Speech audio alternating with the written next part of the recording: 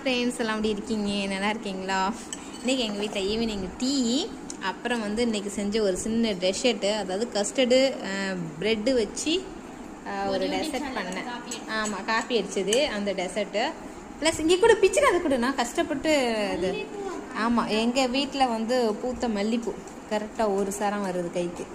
இன்றைக்கி எங்கள் வீட்டில் பூத்த மல்லிப்பூ அது நல்ல வீட்டு பூவாக நல்ல வாசனையாக இருக்குது.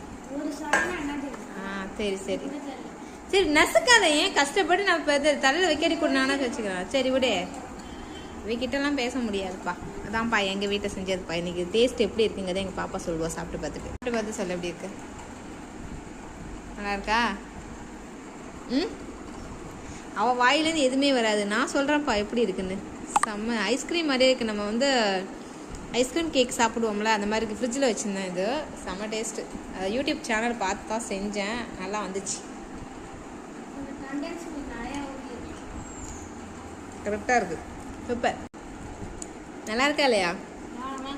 அவள் பேசி கேட்காதீங்க. நான் ஆஃப் பண்ணதுக்கப்புறம் நல்லா இருக்குங்கிறா. சரியான ஆள் தெண்டூர்ட்டி ராமா. ஏன் நல்லா இல்லைங்கிறனே எதுக்கு அள்ளி திங்கிறேன்னு தான் நான் கேட்குறேன். கண்டன்ஸ் மில்க் அளவோடு தான் சாப்பிடணும், அதிகமாக சாப்பிடக்கூடாது. சரி கொடு, நல்லா இல்லைன்னு சொல்லிட்டீங்களா, அப்புறம் எதுக்கு ஸ்பூனு கொடு, நான் சாப்பிட்டுக்கிறேன்.